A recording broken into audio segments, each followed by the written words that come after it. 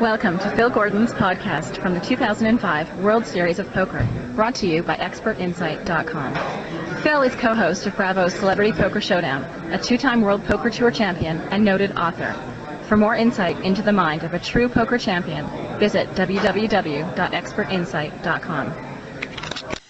Okay, this is Rafe First, filling in for Phil Gordon. And we're here with Perry Friedman, who is on day 2 of the $2,000 no-limit hold'em event. There are now 17 people left, and Perry has approximately 139,000 in chips. And we're going to talk to Perry here and find out what's happened in the action today. Perry, can you tell us anything exciting about the hands today?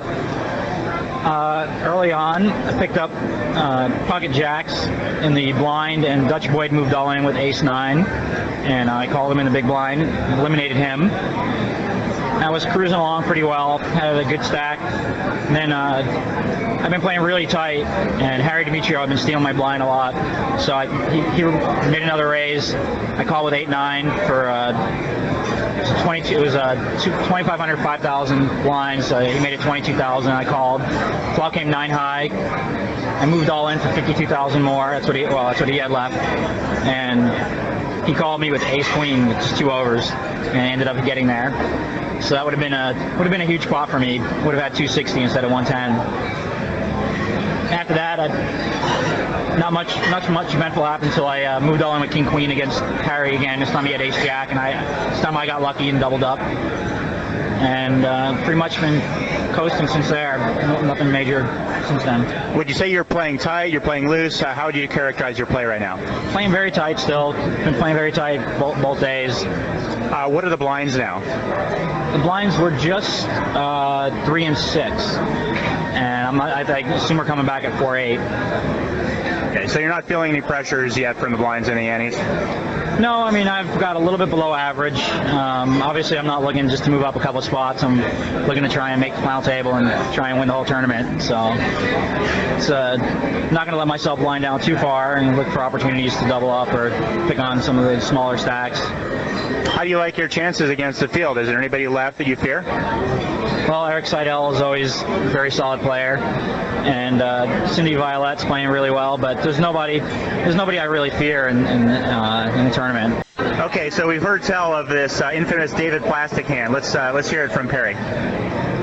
David Plastic, the Plastic Explosive, on exit said, "Is it okay if I drop the F-bomb now?" After moving all in with ace-king against ace-7, king on the flop, and Cindy Violet had folded a 7. There were 2 7s left. It had to come running 2 7s, and it came running case 2 7s. And David, known for taking bad beats very well, or not, as the case may be, exited with a bang. He ended with an F-bomb? Yes.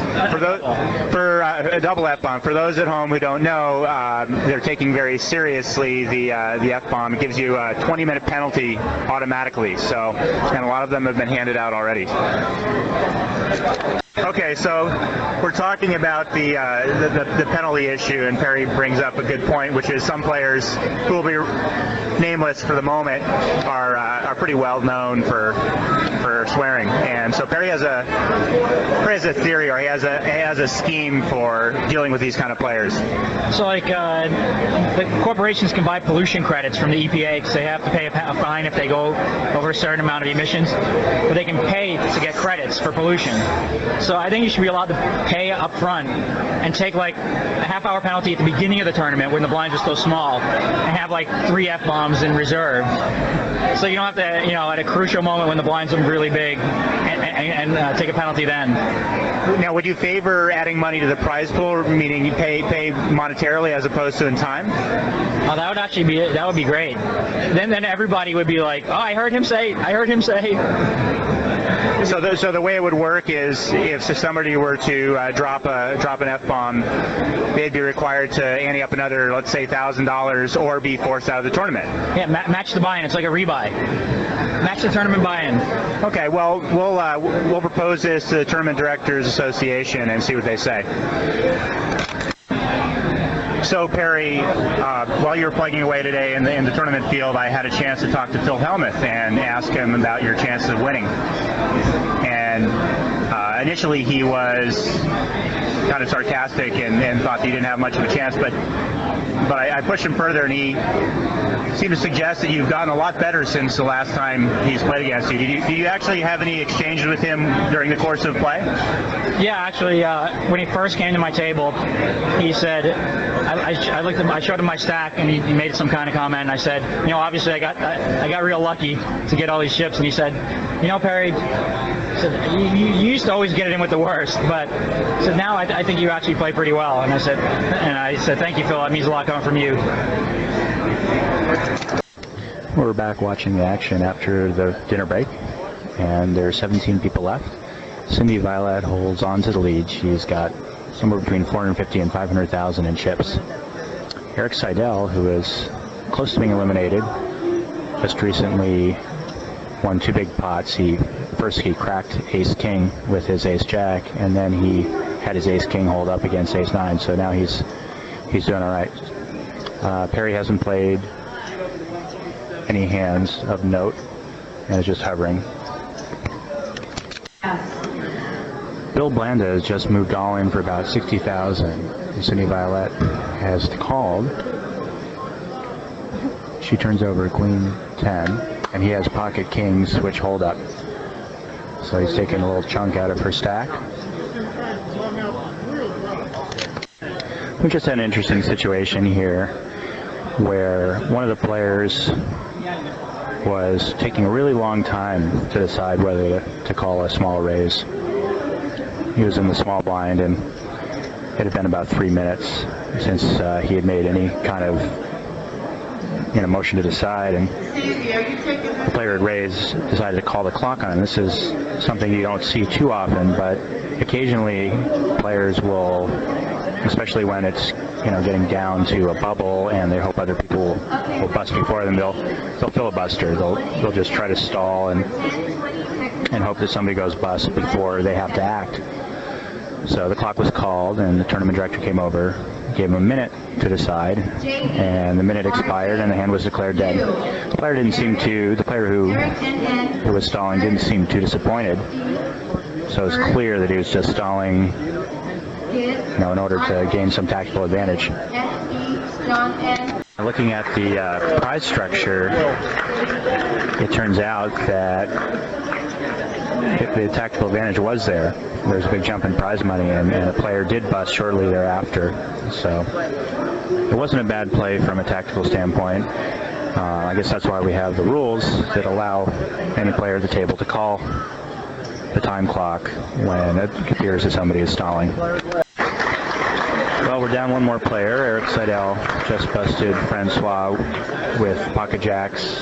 Francois had pocket tens. The immediate hand before, Eric had doubled Francois up with king 9 when Francois had ace king. So it was really interesting.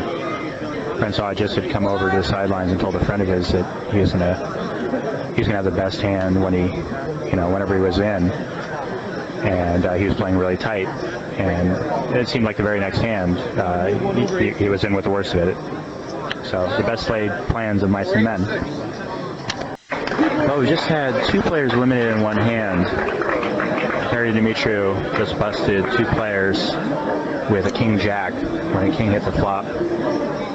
One player was all in with pocket queens, and another player was almost all in with pocket sixes. Had moved in after the flop when the king hit. Harry called, and no help came for either of the other 2 players, so he busted them both. We had an interesting hand just now between the small blind and the big blind.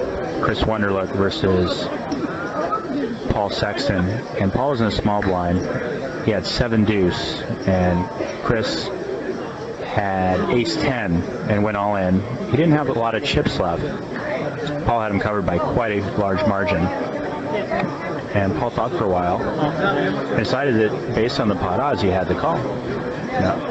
It's the worst hand in Hold'em, 7 deuce offsuit, but sometimes the odds just dictate that no matter what you have under this current situation, you just can't fold. And he probably made the right play there. As it turns out, the pot became a split pot, but very interesting situation.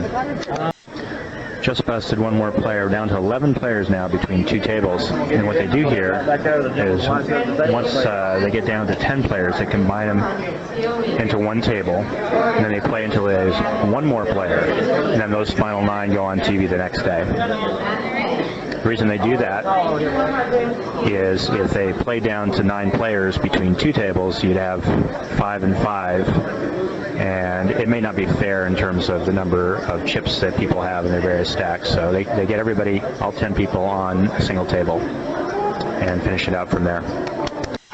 Well, Cindy Violet just made a royal flush to eliminate the 11th player. We're now down to 10 players, and we're going to combine tables in a sec. Okay, so Perry has just made the final 10, and he's promised that we're all going to Outback if he makes the final table or if he wins. If I win. If you win the tournament, he's taking us all out to Outback Steakhouse. From above average.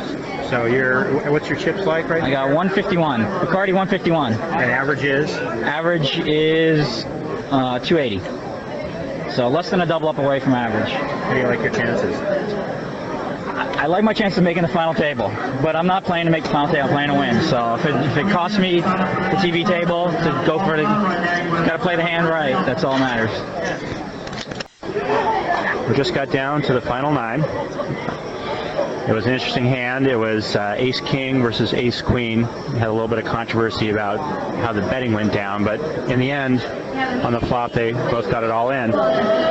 King high flop, King 10, and the Ace-Queen, the big stack, caught a running jack to make his inside straight and bust the 10th player. So we have a final table for tomorrow's TV event.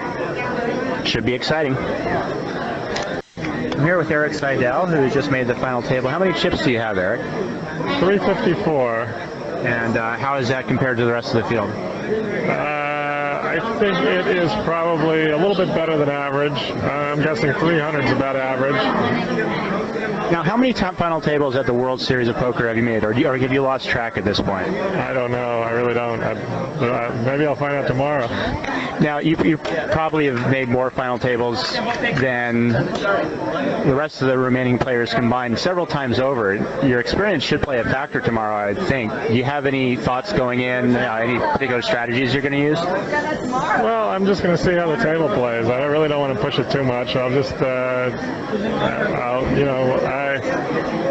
I try and be open-minded about these things and just see how things go. Do you like to pick your spots? Is that what you're saying? Or you're trying to keep your mind open with respect to how the other people are playing? Yeah, I mean, everybody, plays differently, and then they play differently depending on their moods and what hands they've recently had and stuff like that. So I just, I come in and every day is, clean slate, I guess. Now, during the course of the tournament, have you gotten lucky at all? Have you been all in with the worst hand? And if so, how many times? Yeah, when I was really low, I had like 55,000 in chips. I got all in with Ace-Jack against Ace-King, and I won that. And that was my big draw. That was really, the Jack came on the river. That was great stuff. Well, congratulations on making the final table. It should be really fun to watch tomorrow. Good luck to you. Okay, thanks. Thanks for downloading my World Series of Poker podcast. Tune in every day for more insight and fun from the Rio in Las Vegas. This is Phil Gordon. For more information, visit my website, www.expertinsight.com.